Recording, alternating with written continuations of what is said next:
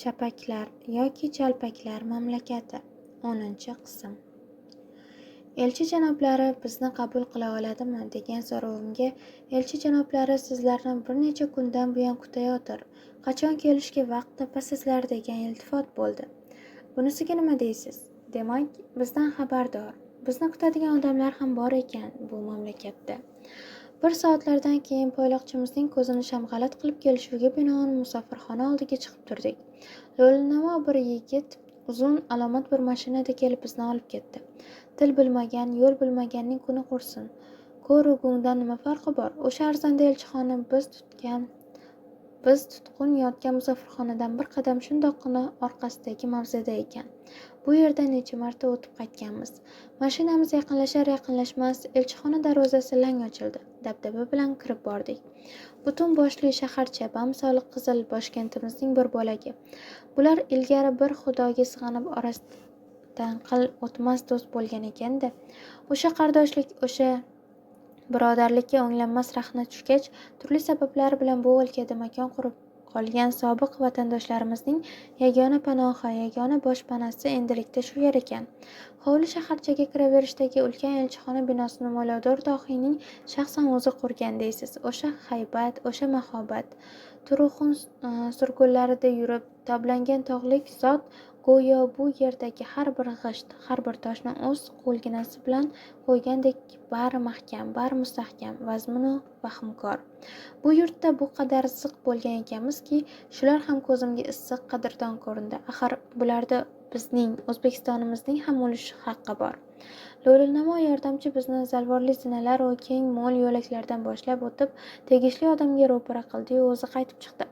Chamasi ma'lum tartib-qoidalarga ko'ra bunday muzokaralarda ishtirok etishga hali yoshlik qiladi.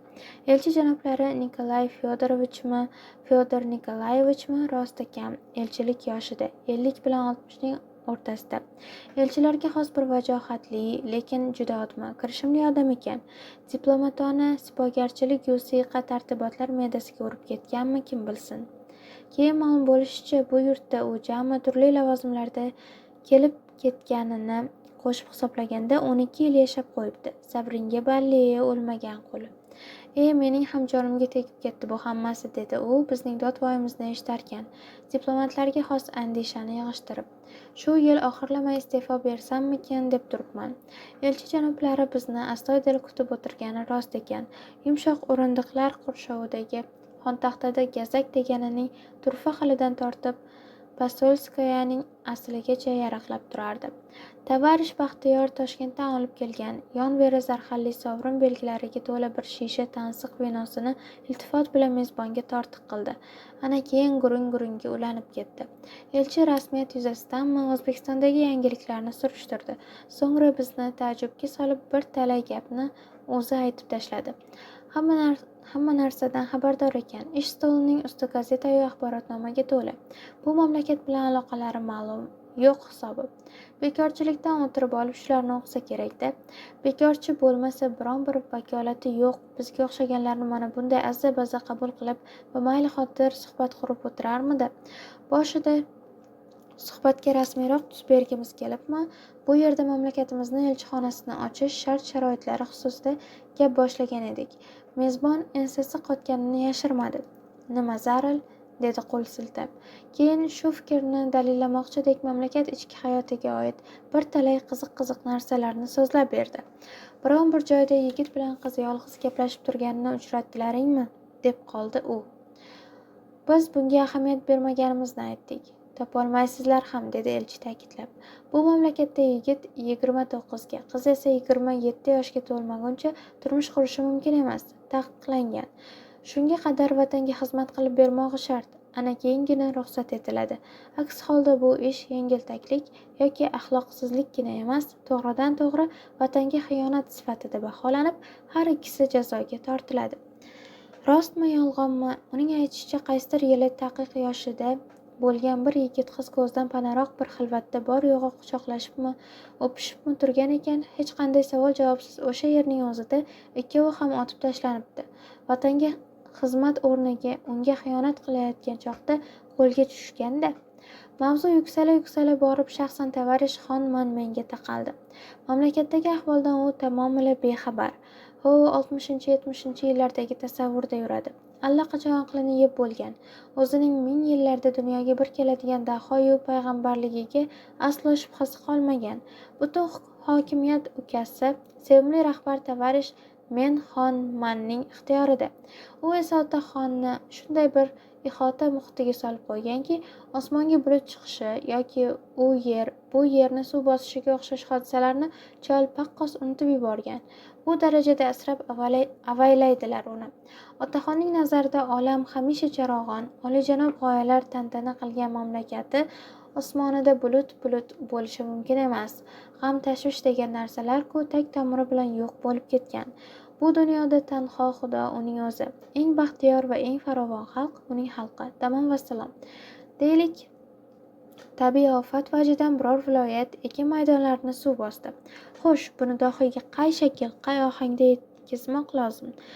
Shuning ustida lof emas, butun bir institut bosh qotiradi. Oxirida bu axborot bosh nazoratchi xon Manning g'alviriga kelib tushadi. Mayda-taroq ana shu g'alvirdan o'tsagina uni dohiyga taqdim etish mumkin. Lekin qanday qilib, qay tarzda, bu borada ham ancha-muncha kalla band. Nihoyat oftob charaqlab turgan cholning dimog'i choq bir fursat tanlanib, u o'sha sizlarga ko'z-ko'z qilingan manzillardan ham hashamdorroq xos saroydagi xush havo chamanlarda sayr etib yurganida yaqin mulozimlardan birining qo'lidagi jimiddekkina tranzistordan orollik dohiy do'stining hadyalaridan bir kishigagina mo'ljallangan maxsus radiotarmoq orqali jonni allalovchi benihoya dilrabo ayol ovozi bilan halik sho'rlik xabar o'qib eshittiriladi. Taxminan mana shunday yo'sinda falon kuni falon viloyatning falon joyidagi ayrim ekin maydonlarini salgina suv bosish xavfi tug'ildi. Hukumat tomonidan zudlik bilan ko'rilgan oqilona chora-tadbirlar tufayli tabiiy ofatning oldini olishga muvaffaq bo'lindi. Buning uchun dala mehnatkashlari jonajon partiya va hukumatdan, shaxsan ulug' dohiy Tavarish xon Manmendan o'lguncha minnatdordirlar. Xabardan so'ng tabiiy ofatlarni yengishga chorlovchi da'vatkor musiqa yangraydi. Elchi janoblari ko'plab bunaqa davlat asrorlaridan voqif. Umuman, hangomaning koni ekan. Bu kabi ma'lumotlarni bu mamlakatda mana shu odamdan boshqa hech kimdan eshita olmasligimizni bilib, so'zlarimizni jon quloq bo'lib tinglardik. Uning aytishicha, yaqinda biz kelishimizdan sal oldinroq bu yerda zilzila ro'y bergan ekan. Elchi xorijiy ishlar vazirligiga qo'ng'iroq qilib yer necha bal silkinganini so'rasa, u yoqdagilar qanaqa bal, nima deyapsiz o'zi, deya o'zlarini merovlikka solishibdi. Axir hozirgina qimirlab o'tdi-ku, shuni so'rayapman. Nahotki sizlarga sezilmagan bo'lsa? Siz taraflarda qimirlagan bo'lsa qimirlagandir. Bizda unaqa ma'lumot yo'q. O'zingizni bosib oling, janob elchi. Ana shunaqa ahvol, g'irt telbalikning o'zi jonga tegib ketdi hammasi, dedi elchi. Bu gal o'risona bir shartakilik bilan. Qarasak, u bizni hali beri qo'yib yuboradigan emas. Elchixona tevaragini tomosha qildirmoqchi. Kechki taom ham sobiq vatandoshlarisiz tomog'idan o'tmasmish. U yoqda esa la'nati Tavarish yak bizni qidiraverib aqldan ozgan bo'lishi kerak. Elchi janoblarini bazo'r ko'ndirib xayr xo'sh qildik. Yaxshi odam ekan. Sobiq vatandoshimiz Nikolay Fyodor Nikolayevichmi, hozir aniq esimda yo'q. Boyaqish vazirlikda kimga bir yomonligi o'tgan ekanki, mana bu yoqlarda astrobot bo'lib yuribdi. Qo'limda bo'lsa, men eng ashaddiy dushmanimni shu yoqqa elchi qilib jo'natardim. Umidning umri uzoq, yoxud halinchak uchayotgan qizaloq. Iltimosingiz inobatga olindi, dedi Tavarishyak menga. Ertaga ertalab Xalq tabobati ilmiy tadqiqot markazida bo'lishimiz kerak. Sira esimdan chiqmaydi. Shu yoshda-ya, degan edi. Daroz doktor qog'ozlarini ko'zdan kechirarkan, tashvish bilan bosh chayqab. Koxlear nevrita. Davolash qiyin, juda qiyin. Bedavo desa ham bo'ladi. O'shanda u ko'zimga Azroildek ko'rinib, bo'g'ibgina o'ldirgim kelgani rost. Tamagirlik qilyapti deb o'ylaganman. Ana Shavkatga shama qilgan-ku, o'sh tomonlarda qazi boshqacha bo'ladi deb eshitaman. Afsuski uning gapi to'g'ri chiqdi. Bormagan joyim, uchramagan doktorim qolmadi hisob. Bu yog'i har turli tabib, bu jodugar va afsungargacha. Quloqning orqasiga cho'g' joylab puflab turadigan deysizmi? Kallangizni g'alvirsimon qasnoqqa solib bichimini to'g'irlaydigan deysizmi?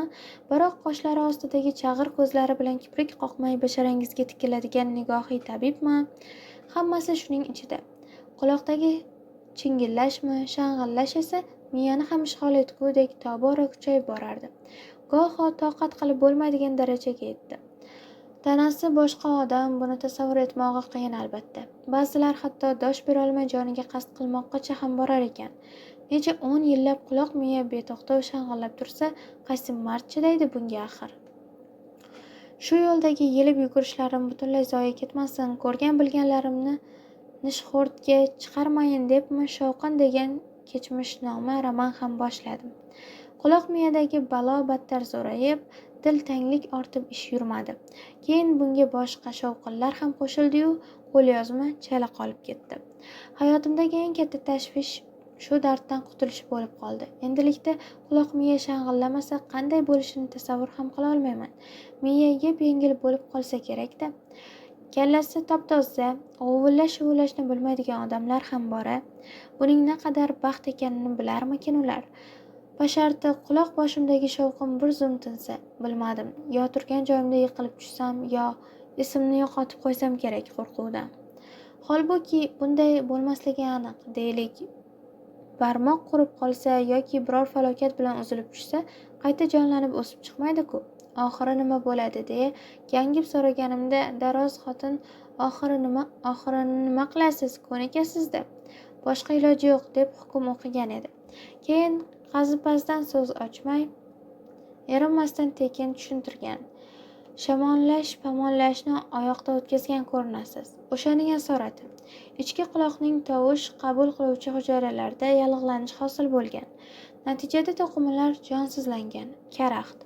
Ularni tiriltirishga esa hozircha tibbiyotimiz ojiz. Nachora shunday.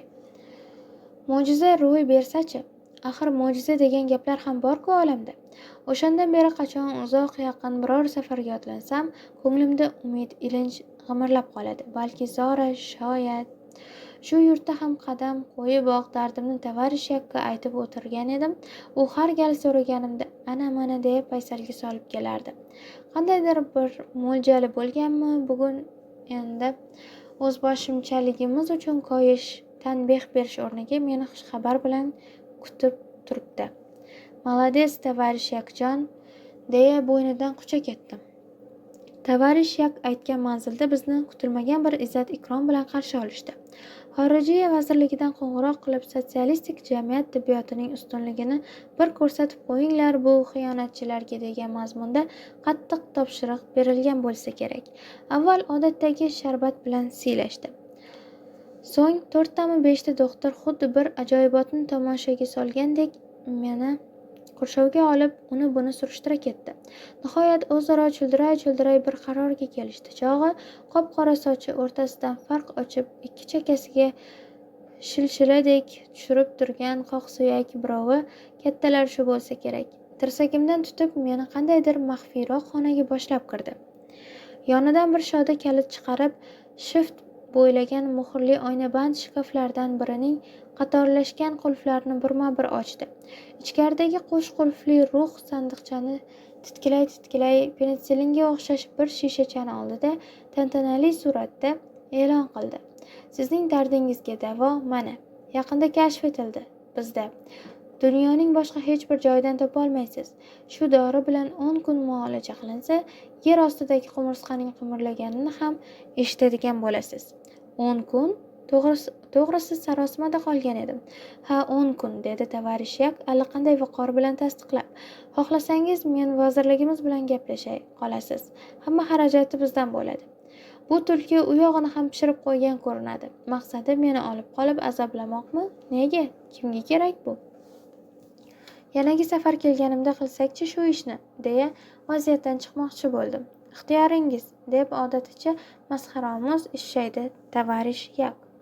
Men sizning o'rningizda bo'lganimda bunaqa imkoniyatni qo'ldan bermasdim. 10 kun, yana 10 kun. Avvalo bu manmansirashga ishonish qiyin.